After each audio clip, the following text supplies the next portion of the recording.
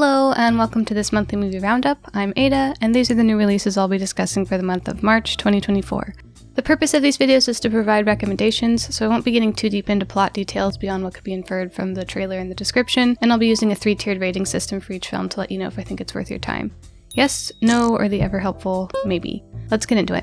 First up, we have Late Night with the Devil. This film came out on March 22nd. It's directed by Cameron and Colin Carnes and stars David Dastmalchian. The IMDb description is: a live television broadcast in 1977 goes horribly wrong, unleashing evil into the nation's living rooms.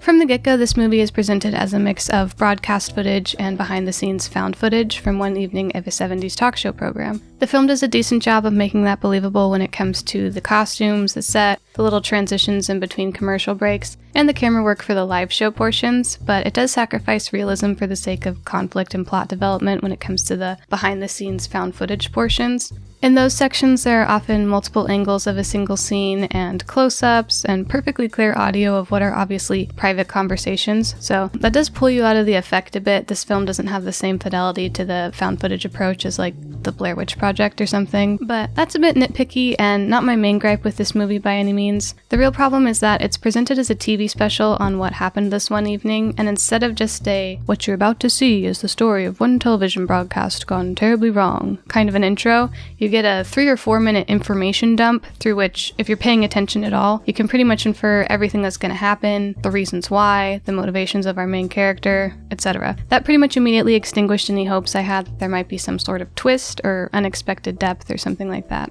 I mean, yeah, you could call this movie a metaphor for what we sacrifice in pursuit of fame and success. You could also call it commentary on the perverse incentive structures of media that reward individuals with no moral scruples, preventing them from playing into that lowest common denominator type of reporting and exploiting fear and outrage to draw views. But in this movie, that stuff all plays out pretty on the nose. There's no nuance to be found there. Our protagonist's primary motivation toward fame and success at all costs is never seriously challenged by the objections of any of the supporting characters, so their arguments with him don't ever approach that gray area where insight or growth can be found. They just serve as little backstage conflicts to lead into the next section of the live show. I will say aesthetically it's quite nice. Like I said, the costumes and set are great, as are the special effects. I really appreciated the fact that they avoided any super sleek CGI that would have felt really out of place here, and the practical effects that you get instead are spooky and campy and fun. I have no complaints there.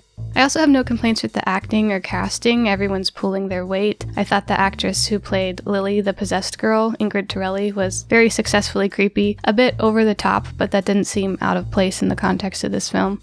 I enjoyed the studio audience interaction as well, and the fact that they included a character to be the supernatural skeptic, though I do think that role could have been utilized a little better. But overall, I don't think aesthetics and acting can make up for the predictable plot and the lack of nuance.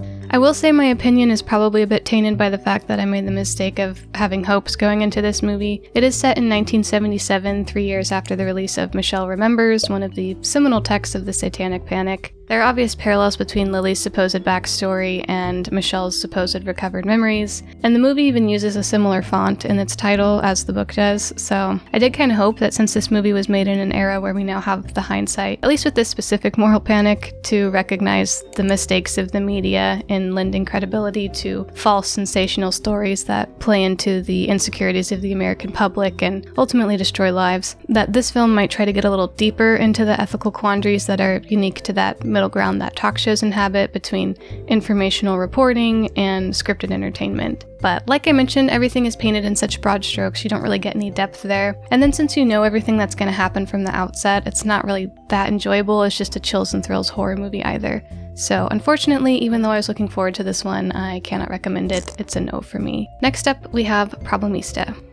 Problemista premiered on March 1st. It's directed by Julio Torres and stars Julio Torres and Tilda Swinton. The IMDb description is: Alejandro is an aspiring toy designer from El Salvador, struggling to bring his unusual ideas to life in New York. As time runs out on his work visa, a job assisting an erratic art world outcast becomes his only hope to stay in the country. I was a little apprehensive going into this one because I really like Julio Torres and he wrote, directed, and starred in this, which is a tall order for anyone. So I did have a little dumb fear in my head that this might just end up being a feature-length repetition of everything in his stand-up, but I was wrong to doubt. It's much more than that. I'll just say up front, this is a great movie. It does hit a lot of the same beats as his comedy, the object-based humor, the self-effacing demeanor, the campy melodramatic introspection, but it stands alone as its own work of art, separate from any of his stand-up. So if you already like Julio Torres, you'll like this, but even if you don't know who he is, you'll probably like this. Unless you're outraged at the slightest hint of whimsy, in which case, are you okay? But anyway, a lot of the added dimension comes in with Tilda Swinton's character, because the way that she's written, she doesn't at all feel like a different flavor of Julio Torres,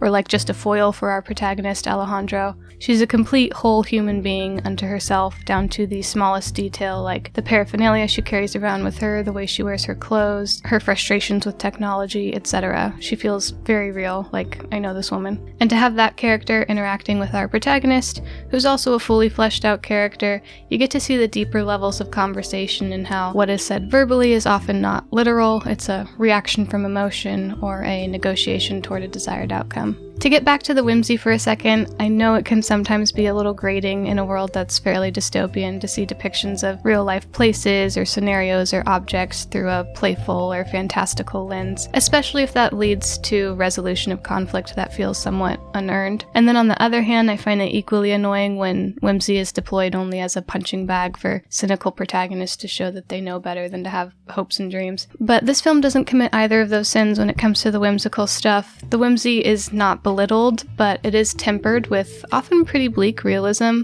While we do get these neat little visual allegories for the tangle of bureaucracy that Alejandro has to work through in pursuit of a green card, the tasks themselves are real, as are the consequences of not successfully completing them, and the economic stakes are very real. Living is expensive and there's no magical way to make money. Any offer of fast cash is likely a scam or dehumanizing or both. So there is quite a bit of darkness in this film, but it's balanced with enough playfulness and humor to still come out as a comedy. If I had to land on a criticism for Problemista, I guess I'd say I'm not sure how well it will age. As a pretty realistic depiction of modern day life in New York City for an immigrant who's navigating finding work and housing and all that, it does heavily feature current technology and the ways it impacts our lives, which is something that obviously changes a lot over time, so it might not feel as relevant in a decade or so, but other than that, I can't really find fault. I actually laughed and cried, which sounds so dumb, but it's true, so this one is a yes for me. Next up, Silver Haze and Love Lies Bleeding. Silver Haze had a limited theatrical release on March 1st and a VOD release on March 12th. It's directed by Sasha Polak and stars Vicky Knight and Esme Creed-Miles. The IMDb description is, 15 years after she got burnt when the pub where she slept as a child caught fire, Frankie seeks revenge because she still hasn't found any answers. And then Love Lies Bleeding premiered on March 8th. It's directed by Rose Glass and stars Kristen Stewart and Katie O'Brien. The IMDb description is, gym manager Lou falls for Jackie, a bodybuilder who's passing through town en route to a competition in Las Vegas. I wanted to discuss these two together because they happen to have kind of a lot in common on paper, but the execution is really different. So just for a quick summary of the similarities, both films start with new love blossoming between two female characters. In both cases, that becomes complicated pretty quickly. Our protagonists both have some sort of wound in their past that they're confronted with the choice of seeking revenge for. Fathers are involved in that past damage in some capacity in both cases. The sisters of both protagonists have shitty boyfriends that make things terrible for everyone, and a Molotov cocktail makes an appearance in both movies. So like I said, kind of a lot that's similar on the surface, but outside of that, they're nothing alike. Love Lies Bleeding is very much a larger-than-life, fast-paced action-adventure film, but one that has a sense of humor and cares as much, if not more, about aesthetics as it does about violence and explosions. On the other hand, Silver Haze is a more human-sized drama that feels like it moves at the pace of life, and much like real life, doesn't offer any quick, easy answers or solutions. I may get into some plot details over the next couple minutes, so I'll throw up a little spoiler warning before I do so. Starting off with the love story aspect, both films do a kind of accelerated honeymoon phase series of scenes, our characters meeting, becoming infatuated, being silly and playful, falling deeper in love, cohabitating, etc. Both do encounter early conflict as well, because homophobia exists, unfortunately. In Silver Haze, I would say the honeymoon phase is probably one of the weaker parts, because it's a bit of a departure from the pacing and realism of the rest of the film.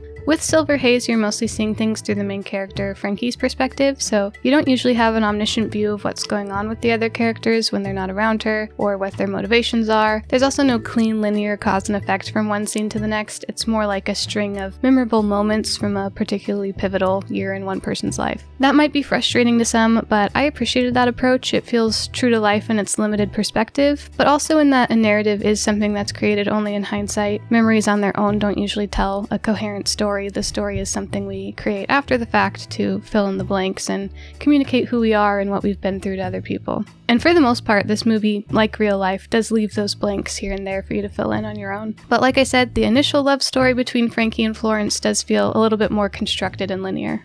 With Love Lies Bleeding, you're given a tight, linear story all the way through. Every scene is directly informed by the preceding scene, and the action and stakes are amplifying at a steady rate toward a very dramatic climax. You follow both Lou and Jackie, our two main characters, so you're given all of the relevant plot points for both of their storylines, and their motivations are always pretty clear, almost to a comical extent with Jackie. In both films, the relationships begin to unravel as one partner starts acting differently, Florence in Silver Haze, and Jackie in Love Lies Bleeding. With Florence, you know enough about her to loosely guess at root causes of her behavior based on your own understanding of trauma, abandonment, mental health, etc. But much like real life, people are complicated and there's no single silver bullet reason for someone's actions, like your dad left you at X age, so you respond in X manner when asked to take the trash out or something like that. On the other hand, with Jackie, there is a bright, shiny silver bullet that you're visually shown every time she acts out, and that would be steroids. The steroids do bring an element of magical realism into this film. They pretty much turn her into the Hulk. There's even these silly little sound effects when she flexes after taking them that sound like stretching rubber or something, which, alongside the brutal violence, which there's a lot of, seems to me like this movie reminding you that even though it's very beautiful and has some tender moments, it's very much a capital A action film. It's not here to ask for any deep reflection from you, it's here to take you on a wild ride, and also provide a few laughs. It is pretty funny, thanks mostly to Kristen Stewart's reactions to things. She's very charming in this. In both movies, our main characters are working towards some personal growth that involves reckoning with the past. But what I really appreciate about Silver Haze is that it shows growth on a human scale, which is harder to find examples of in movies. With Frankie, you're shown that this small action she takes at the end of the film is the result of years of stewing over something and a multitude of life experiences and lessons learned through both positive and negative interactions and relationships with other people. And she's not always moving in the same direction. There are steps backward on this road to change, so you're not left with a sense that, oh, everything will be good now at the end of the film. It's more like, okay, she's now able to try something a little different and see where that leads, which does just feel more true to life. And then with Love Lies Bleeding, you have growth on a superhuman scale, emotionally for Lou, physically for Jackie, and the actions taken near the end that ultimately demonstrate this growth are big and dramatic and not things you could easily take back if you changed your mind.